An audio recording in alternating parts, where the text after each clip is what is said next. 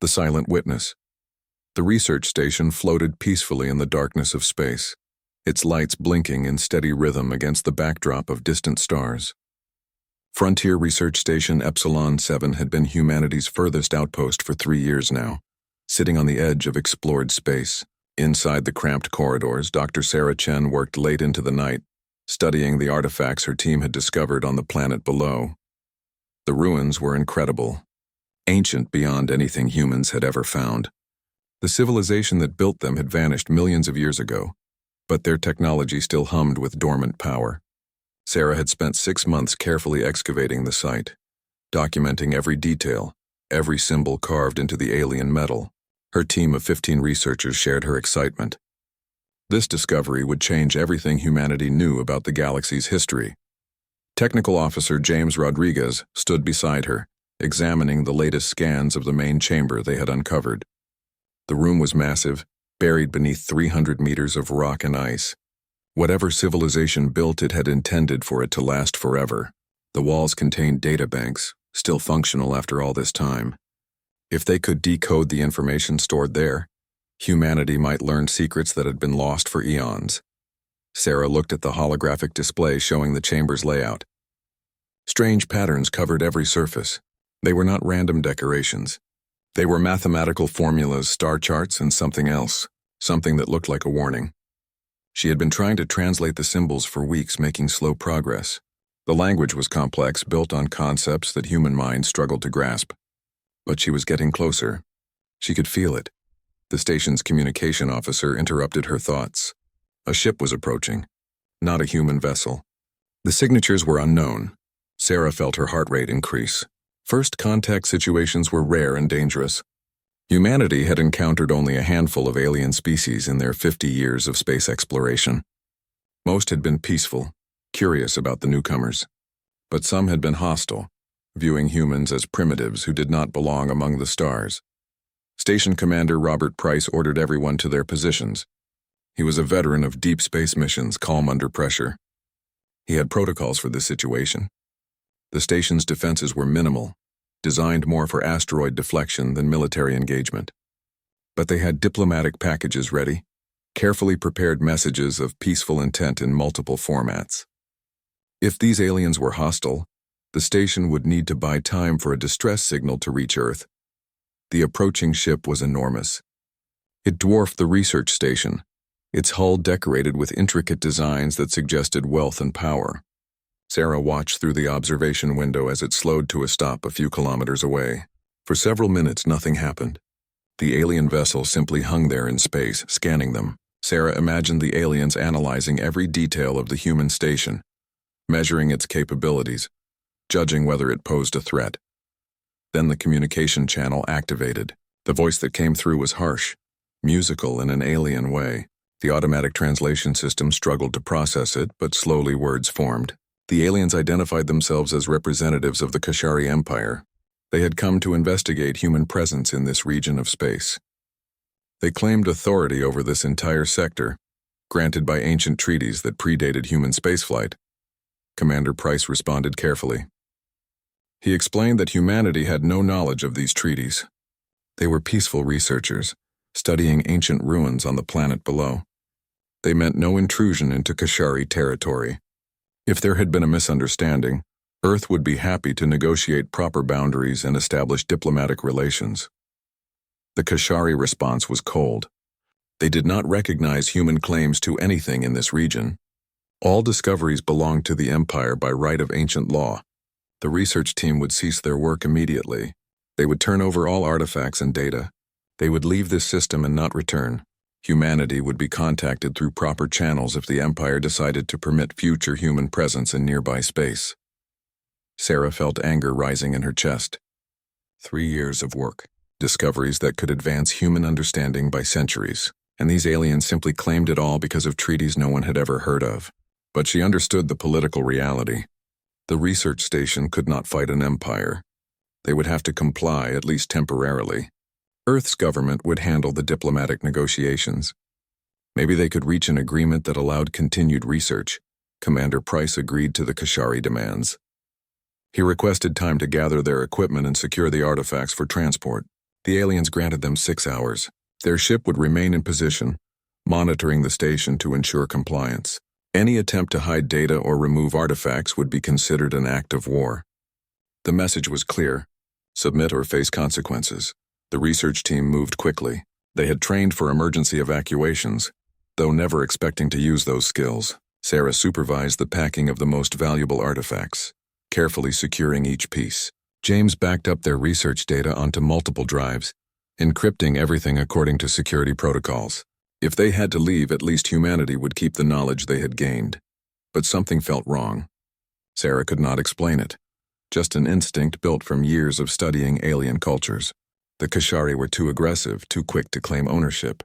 Most civilized species would at least pretend to negotiate before making demands. These aliens acted like humans were insects that had wandered into the wrong garden. There was contempt in their words, a dangerous arrogance. She shared her concerns with Commander Price. He agreed but saw no alternative. The station's handful of security officers could not defend against a warship. They would comply with the demands, file formal protests through diplomatic channels, and hope Earth's government could resolve the situation peacefully. It was the only rational course of action. The Kashari shuttle arrived 4 hours later. 6 aliens emerged, tall and imposing in ornate armor. Their faces were partially hidden behind decorative masks, but their eyes were visible. Cold eyes that looked at humans the way humans might look at laboratory animals. They carried weapons, elegant devices that hummed with barely contained power. Sarah watched them inspect the packed artifacts. The lead Kashari examined each piece, occasionally speaking to his companions in their musical language. The translation system caught fragments. They were discussing the ruins' origin, speculating about the civilization that built them. They knew more than they had admitted, much more. This was not random enforcement of territorial claims. They had come specifically for these artifacts. The situation deteriorated quickly. One of the Kashari noticed James at a computer terminal. The alien demanded to know what he was doing. James explained he was finalizing data backups according to standard procedure. The Kashari struck him without warning. The weapons blast threw James across the room. He did not get up, Sarah screamed. Security officers reached for their weapons, but Commander Price ordered them to stand down. He approached the Kashari leader, hands raised, trying to de-escalate. He explained that James had been following orders. There was no need for violence. They were cooperating fully with Kashari demands. The alien leader looked at Price with something like amusement. He explained in carefully chosen words that there had been a change in plans. The Kashari Empire could not allow humans to leave with knowledge of these ruins. The artifacts contained information too dangerous for primitive species to possess. The research team would remain here permanently. Their deaths would be recorded as an unfortunate accident. A station malfunction perhaps, or a reactor failure. These things happened at remote outposts. Price understood immediately. So did everyone else on the station. The Kashari had never intended to let them leave. This was not about territorial disputes or ancient treaties. This was murder disguised as law enforcement. He tried to argue, to buy time, to appeal to any sense of mercy the aliens might possess, but he was talking to beings who saw humans as obstacles to be removed. The massacre began methodically. The Kashari moved through the station, hunting down researchers who had scattered in panic. Their weapons left no bodies, just ash and scorch marks. Sarah ran through corridors she knew by heart, hearing screams behind her. She reached an emergency escape pod, one of 6 scattered throughout the station. Her hands shook as she entered the activation codes. The pod's systems powered up. Through the small viewport, she saw the Kashari ship targeting the station with massive weapons. They were going to destroy everything, leaving no evidence. She slammed the launch button. The pod ejected violently, throwing her against the restraints. Her last view of Epsilon 7 was its hull splitting apart under alien fire, atmosphere venting in frozen clouds, lights dying one by one. The escape pod was designed for emergencies with minimal propulsion and life support for 30 days. Sarah activated the automated distress beacon and set course for the nearest human outpost 3 weeks away at the pod's maximum speed. She watched the Kashari ship on her sensors. It did not pursue. The aliens likely assumed all humans had died in the station's destruction. One small escape pod would not concern an empire. For 3 weeks, Sarah drifted through the darkness. She had time to think about what happened, about her friends who died because they discovered something the Kashari wanted hidden. She reviewed the data she had managed to save, the fragments James had transmitted to her personal device before the attack. The ruins were more than ancient history. They were proof of something that terrified the Kashari Empire. The data told a story. The civilization that built those ruins had been powerful, spanning hundreds of star systems. They had developed technology that made current galactic powers look primitive. And they had been destroyed. Not by natural disaster or war, but by deliberate genocide. Someone had hunted them systematically, erasing them from existence. The ruins on that planet were one of the last remaining traces. Sarah realized why the Kashari reacted so violently. They were descendants of the genocidal species, or allies of them. The ruins contained proof of ancient crimes, evidence that the current galactic order was built on mass murder. No wonder they wanted humans silenced. No wonder they could not allow this knowledge to spread. When she finally reached the human outpost at Alpha Station, Sarah was barely alive. The rescue team found her unconscious in the pod, suffering from dehydration and malnutrition. But she had survived, and she had brought with her evidence that would change everything. The news reached Earth within days. The government's initial response was measured. They filed formal protests, demanded explanations, proposed neutral investigations. The Kashari Empire responded with contempt. They denied any knowledge of the research station's destruction. They suggested human incompetence had led to the tragedy. They certainly did not acknowledge any deliberate action. But Sarah's testimony and the data she saved told a different story. The recordings showed everything. The Kashari boarding the station, murdering unarmed researchers, destroying evidence of their crimes. When humanity's leaders watched those recordings, they understood the truth. This was not a diplomatic incident that could be resolved through negotiations.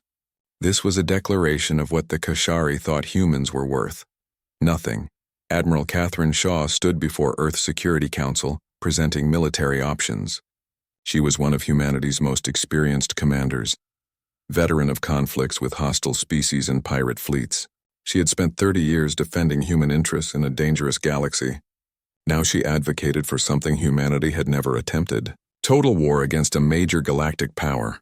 The debate lasted for days. Some argued for restraint, for diplomatic solutions, for time to build alliances with other species. But others pointed out the obvious problem. If humanity appeared weak, if they accepted this massacre without meaningful response, they would be targets forever. Every species in the galaxy would learn that humans could be killed without consequences. That was not a precedent Earth could afford. The vote was close but decisive. Humanity would respond with force, not a limited military action or border skirmish, but a full mobilization of Earth's industrial and military power. They would build a fleet larger than any humanity had ever assembled. They would develop weapons specifically designed to counter Kashari technology, and they would make the Empire understand that murdering humans came with a price. The announcement shocked the galaxy. Most species expected Earth to accept the loss and move on. Young civilizations did not challenge established empires. It was political suicide. But humanity was not most species. They remembered their own history, the countless times they had been told to accept oppression, to bow before superior power, and they remembered what happened to those who made such demands. Sarah Chen watched the news broadcasts from her hospital bed. She saw the shipyards activating, the factories retooling, the military recruiting volunteers by the millions. She saw humanity transforming from peaceful explorers into something the galaxy had not seen before, a species willing to fight for justice even against impossible odds. And she knew this was just the beginning. The reckoning 6 months had transformed humanity in ways the galaxy could barely comprehend. The peaceful species that had quietly explored the outer reaches of known space had become something else entirely. Earth's orbital space was now crowded with warships, each one built with a singular purpose. The United Terran Defense Fleet represented the combined military might of every nation on Earth, unified for the first time in human history under a single command structure. Commander Marcus Hayes stood on the bridge of the UTDF Retribution, humanity's first dreadnought-class warship. He was not a traditional military officer. Before the massacre at Epsilon 7, he had been a civilian strategist, teaching military history at the Naval Academy. His specialty was asymmetric warfare, studying how smaller forces defeated larger ones throughout human history. Now Earth's leadership had given him command of the fleet and a simple directive: make the Kashari Empire regret what they had done. The fleet assembled at staging point Omega was massive by human standards. 200 warships of various classes, from swift destroyers to heavy cruisers, all centered around the retribution. But Hayes knew this force was still insignificant compared to the Kashari military. Intelligence estimated the Empire commanded over 3,000 warships, supported by orbital fortresses and planetary defense systems refined over centuries. A direct confrontation would be suicide, but Hayes had no intention of fighting a conventional war. He had studied the Kashari for 6 months, analyzing every piece of intelligence humanity possessed.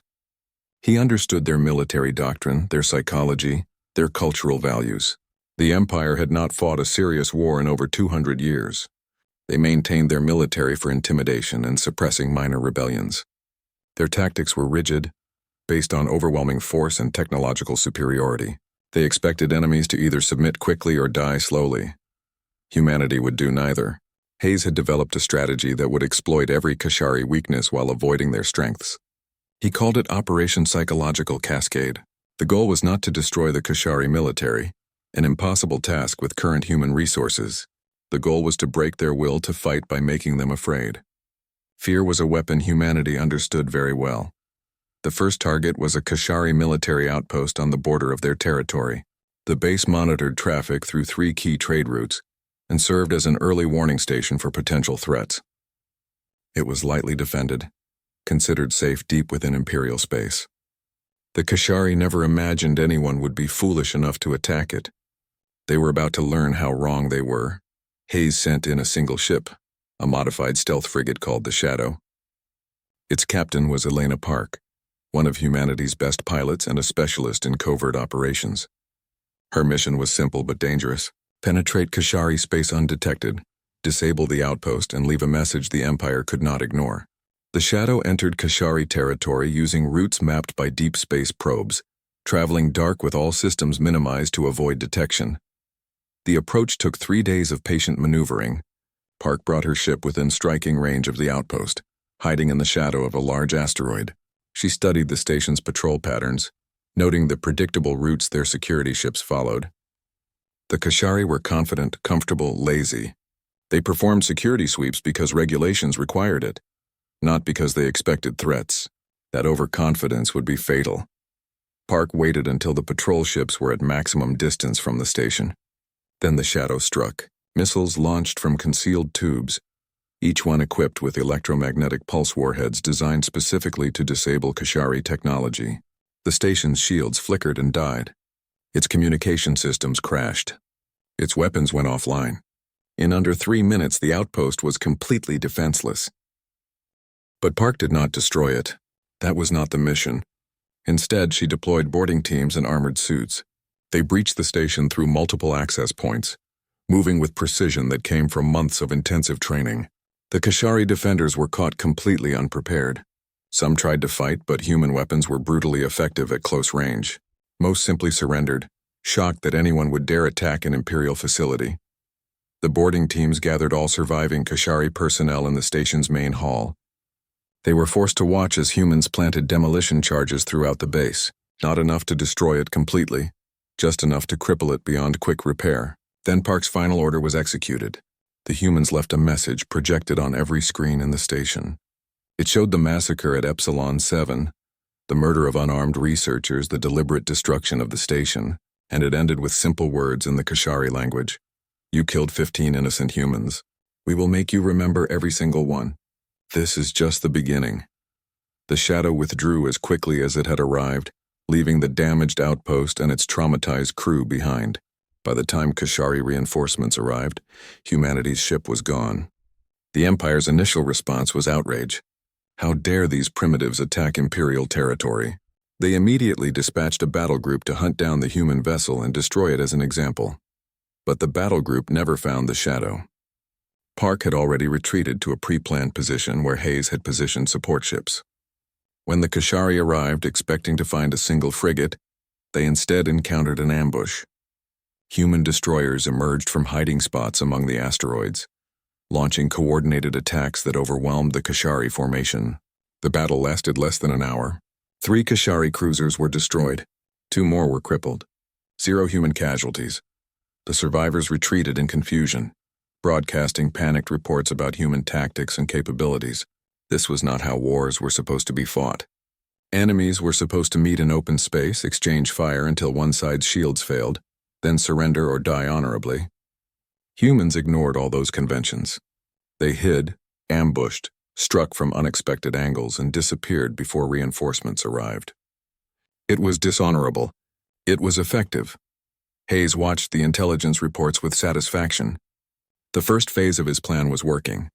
Every engagement spread fear through Kashari ranks.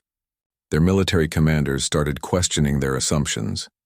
If humans could strike deep inside Imperial territory, nowhere was truly safe. Supply convoys began demanding heavier escorts.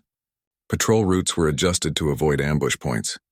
The Kashari military was reacting, becoming defensive, losing the initiative. But Hayes was not finished. The next phase required something more dramatic. He needed to strike a target that would shock the entire empire, proving that humanity could reach anywhere. The target he selected was the Kashari colony world of Velthara, located in the heart of Imperial space.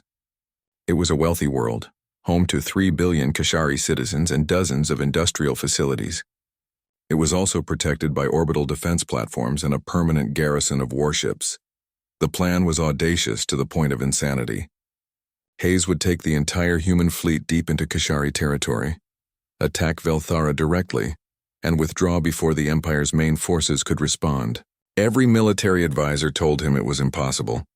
The logistics alone were staggering. The fleet would need to travel for 2 weeks through hostile space, maintain complete operational security, and execute a perfect attack against a heavily defended target. One mistake would doom them all. Hayes ordered the fleet to move anyway. He divided the ships into smaller groups, each following different routes to the rendezvous point near Velthara. They traveled using a combination of stealth technology and psychological warfare. Human intelligence operatives spread false information through Kashari networks, suggesting major attacks were planned for different systems. The Empire's military scrambled to defend those locations, weakening their overall defensive posture. The fleet assembled in the outer reaches of the Velthara system, 3 days before the planned attack.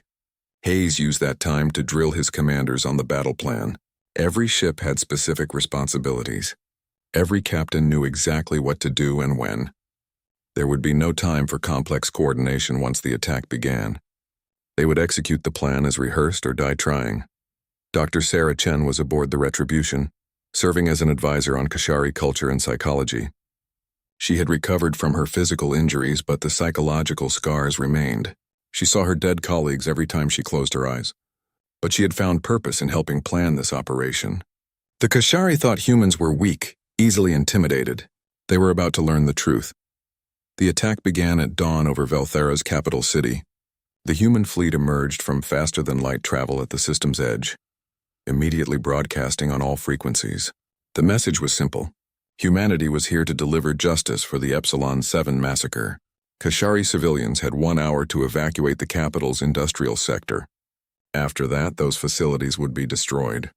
Any military forces that interfered would be eliminated. The Kashari response was predictable chaos. Orbital defense platforms activated, targeting the human fleet. The garrison ships scrambled to intercept. Civilian authorities tried to evacuate the threatened areas while simultaneously calling for military support. The carefully ordered Imperial system dissolved into confusion. Hayes had counted on that reaction. Panic was a weapon as powerful as any missile. The human fleet did not wait for the evacuation to complete. They had given warning. More than the Kashari had offered the Epsilon 7 researchers. Now they would demonstrate what human weapons could do. The Retribution led the assault, its main batteries targeting the orbital platforms. The weapons humanity had developed specifically for this war were devastating. Kinetic accelerators that launched projectiles at relativistic speeds, plasma cannons that could burn through Kashari shields, and quantum torpedoes that disrupted matter at the molecular level. The orbital defenses died quickly. The garrison ships tried to mount a counterattack, but human destroyers intercepted them using the same ambush tactics that had worked so well before.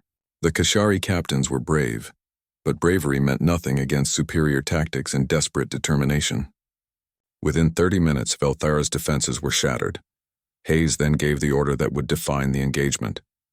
His ships targeted the military-industrial facilities in the capital's outskirts, carefully avoiding civilian population centers. The strikes were precise, destroying weapons factories, shipyards, and military command centers. The explosions could be seen from orbit, massive fireballs that announced humanity's arrival. But civilian neighborhoods remained untouched. Hayes wanted the Kashari to understand that humans were not butchers. They were soldiers seeking justice. The entire operation lasted less than 3 hours. Before the Empire's main fleet could respond, the human ships withdrew, scattering into different faster-than-light vectors. They had struck the heart of Kashari space, destroyed critical military infrastructure, and escaped without significant losses. The psychological impact was devastating. If humans could attack Velthara, they could attack anywhere. No world was safe. The Kashari Empire's leadership met in emergency session. For the first time in centuries, they faced an enemy that refused to follow the rules, an enemy that struck from shadows, ignored conventional warfare, and demonstrated capabilities that should not have been possible for such a young species. Some council members argued for total war, mobilizing the entire Imperial fleet to crush humanity once and for all.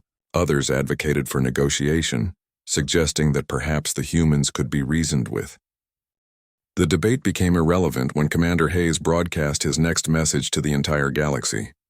The transmission reached every species, every government, every news network. It showed footage of the Epsilon 7 massacre alongside footage of the Velthara attack. Hayes explained in clear terms what had happened and why humanity responded as they did. He offered the Kashari Empire terms for peace: surrender those responsible for ordering the massacre, pay reparations to the families of the murdered researchers, acknowledge publicly that the attack was a crime, and most importantly, recognize humanity as an equal power, not as primitives to be dominated. The message ended with a warning. If the Empire refused these terms, humanity would continue the war. They would strike military targets throughout Kashari space. They would destroy the Empire's ability to wage war piece by piece, until the Kashari had no choice but to accept justice. Humanity was offering peace, but they would settle for victory. The choice belonged to the Empire. The galactic response was shock. Other species had never seen anyone challenge the Kashari so effectively. The Empire had seemed invincible for so long that most civilizations simply accepted their dominance. Now humans, a species barely 50 years into space exploration, were defeating them. Some species began reconsidering their own relationships with the Empire. If humans could resist, perhaps others could as well. The Kashari leadership debated for 2 more days before reaching a decision. Pride demanded they continue fighting, that they crush this human rebellion and restore Imperial prestige. But practicality suggested a different course. Every battle with humans resulted in Kashari losses. Human tactics were unpredictable, their determination absolute. More importantly, other species were watching. If the Empire appeared weak, other rebellions might follow. The Kashari Emperor himself made the final decision. He agreed to most of humanity's terms. The officials who ordered the Epsilon 7 massacre would be arrested and tried. Reparations would be paid. The Empire would formally recognize Earth's sovereignty and humanity's right to explore freely. In return, humans would cease military operations and establish diplomatic relations. It was the first time in living memory that the Kashari Empire had negotiated from a position of weakness. Commander Hayes received the acceptance of terms aboard the Retribution. Around him, his officers celebrated. They had done the impossible, forced a galactic empire to acknowledge human rights and dignity. But Hayes felt no joy. He thought about the 15 people who died at Epsilon 7, the thousands of humans who had died in the war since, the Kashari soldiers who would never see their homes again.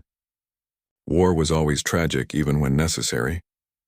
Dr. Sarah Chen stood beside him watching the celebrations. She understood his mood. Victory did not erase the losses that made it necessary, but it did mean something. It meant those deaths had not been meaningless. The galaxy now understood that humans would defend themselves, that they could not be intimidated or murdered without consequence. That knowledge might prevent future tragedies. The peace treaty was signed 3 weeks later in neutral space, witnessed by representatives from a dozen galactic powers. The Kashari delegation was professional but cold. They clearly resented the situation but accepted its necessity. The human delegation, led by Admiral Shaw, was equally professional. They had no interest in humiliating the Empire, only in ensuring such a massacre never happened again. The galaxy watched the ceremony with new understanding. Humanity had announced its arrival not as supplicants begging for acceptance, but as equals demanding respect. Other young species saw what was possible when you refused to accept oppression. Older species reconsidered their assumptions about primitive civilizations. The galactic order that had seemed eternal suddenly appeared less stable.